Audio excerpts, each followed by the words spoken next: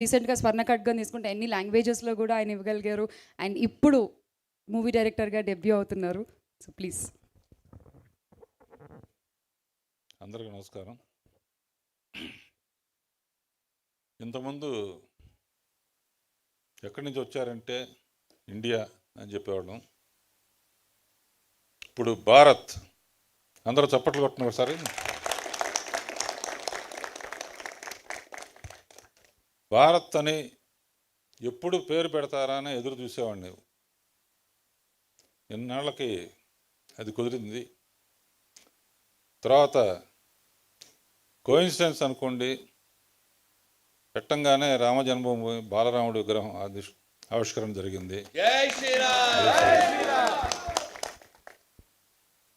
గూడూరు నారాయణ రెడ్డి గారు, ముందు మిమ్మల్ని మెచ్చుకుంటున్నాను సార్.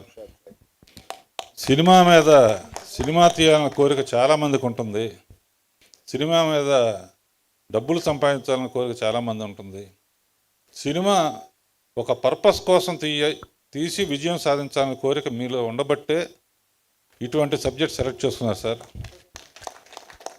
మీలాంటి వాళ్ళు ఇలాంటి సబ్జెక్ట్స్ చేయబట్టే ఈరోజు యువత కానీ ప్రజలు కానీ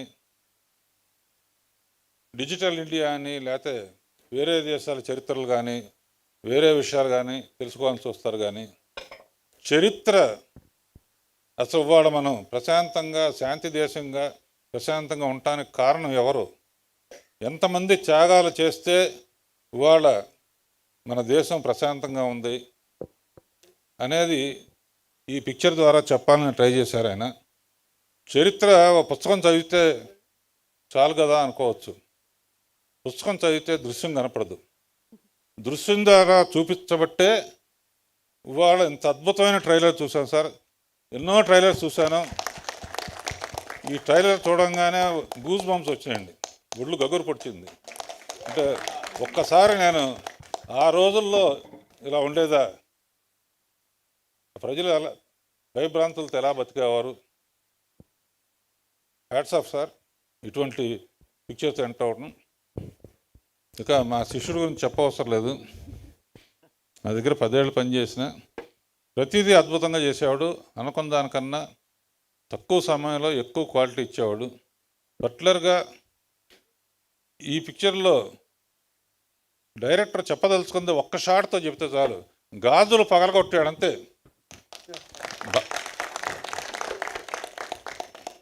గాజులు పగలగొట్టడంతోనే టోటల్ అర్థమైపోయింది.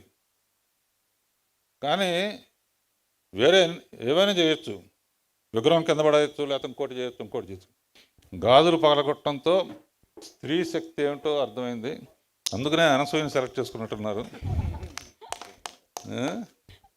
అశోక్ తేజాని అతను తలుచుకుంటే, కళను తలుచుకుంటే అతను రక్తంతో రాస్తాడా? అందులో చరిత్ర అయితే మాత్రం డెఫినెట్గా రక్తంతో రాస్తాడు. అండ్ మా బారావు గారు నాకు అన్నమయ్య, రామదాస్ లాంటి అద్భుతమైన చిత్రాలు ఇచ్చినందుకు చాలా థ్యాంక్స్ అండి. ఎప్పుడు ఎక్కడికి వెళ్ళినా కూడా మళ్ళీ అన్నమయ్య తీయండి అంటారు. దానికి కారణం మీరు అండ్ మిగతా ఆర్టిస్టులు అందరూ. Debut film, all the best. And cameraman Ramesh and Bheem music అసలు మకరంద్ దేశపాండే అండ్ ఇవాళ పటేల్ విగ్రహం అంత ఖర్చు పెట్టి చేయాల్సిన అవసరం ఏముందని కొంతమంది అనుకోవచ్చు.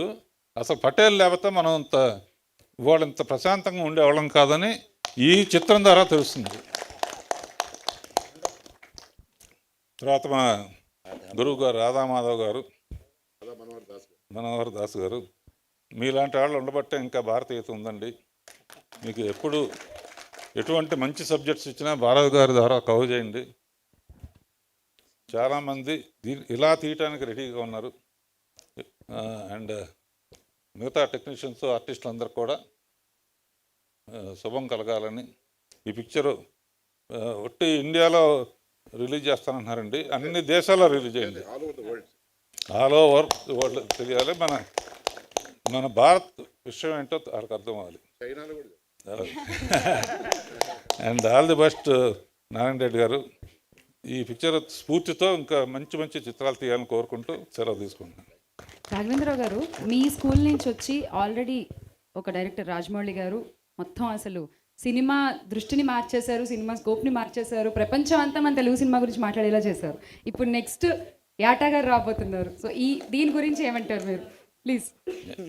ఏటా ట్రైలర్ చూస్తేనే అర్థమైంది కదా, ఇక ఎవరు చరిత్ర తీయాలన్నా ఏటా దగ్గరికే రావాలి, ఎవరు భక్తి సినిమాలు తీయాలన్నా నా దగ్గర రావాలి.